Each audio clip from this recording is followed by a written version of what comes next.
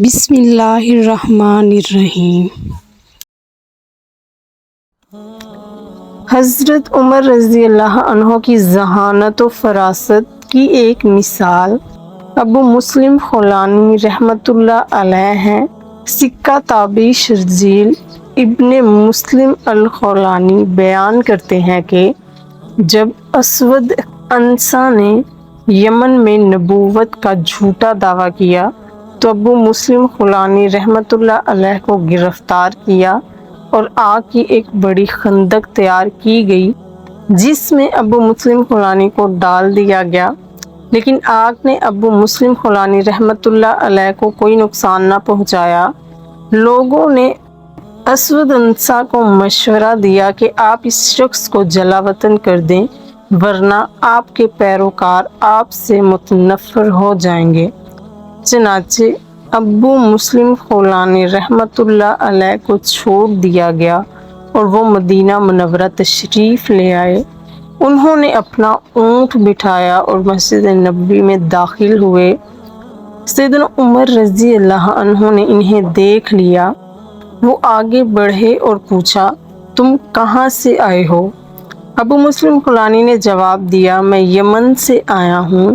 حضرت عمر رضی اللہ عنہ نے پوچھا، وہ شخص کون ہے جسے اسود عنسا نے آگ میں پھینکا تھا؟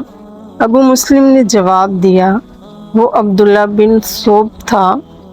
سیدنا عمر رضی اللہ عنہ نے ابو مسلم سے کہا، میں تجھے قسم دے کر پوچھتا ہوں، کیا وہ تو ہے؟ ابو مسلم نے کہا، اللہ کی قسم وہ میں ہی ہوں۔ تو حضرت عمر رضی اللہ عنہ نے ابو مسلم خولانی رحمۃ اللہ علیہ سے معانقہ کیا اور رو پڑے، پھر انہیں اپنے ساتھ لے گئے اور ابو بکر صدیق رضی اللہ عنہ کے سامنے بٹھایا اور کہا، تمام تعریفیں اللہ تعالیٰ کے لیے ہیں جس نے میری ملاقات میری موت سے پہلے محمد صلی اللہ علیہ وآلہ وسلم کی امت کے ایسے فرد سے کرا دی جس کے ساتھ ویسا ہی حادثہ پیش آیا جیسا خلیل ابراہیم علیہ السلام کے ساتھ پیش آیا۔ جب رسول اللہ صلی اللہ علیہ وآلہ وسلم کی وفات ہو گئی اور ان کے بعد ابو بکر رضی اللہ عنہ کو خلیفہ بنایا گیا اور قبائل عرب میں سے جنہوں نے کفر اختیار کرنا تھا انہوں نے کفر اختیار کر لیا، تو عمر بن خطاب رضی اللہ عنہ نے ابو بکر رضی اللہ عنہ سے کہا، آپ لوگوں سے کس بنا پر جنگ کریں گے؟ حالانکہ رسول اللہ صلی اللہ علیہ وآلہ وسلم نے فرمایا، مجھے حکم دیا گیا ہے کہ میں لوگوں سے جنگ کروں یہاں تک کہ وہ لا الہ الا اللہ کہیں۔ تو جس نے لا الہ الا اللہ کہہ دیا اس نے مجھ سے اپنا مال اور اپنی جان محفوظ کر لی۔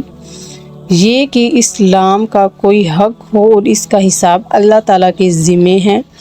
اس پر ابو بکر رضی اللہ عنہ نے جواب دیا، اللہ کی قسم میں ہر اس شخص سے ضرور جنگ کروں گا جو نماز اور زکوٰۃ میں فرق کرے گا، کیونکہ زکوٰۃ مال کا شرعی حق ہے، اور اللہ کی قسم اگر ان لوگوں نے مجھ سے وہ رسی بھی روک لی جو وہ اللہ کے رسول صلی اللہ علیہ وآلہ وسلم کو ادا کیا کرتے تھے تو میں اس کے روک لینے پر بھی ان سے جنگ کروں گا۔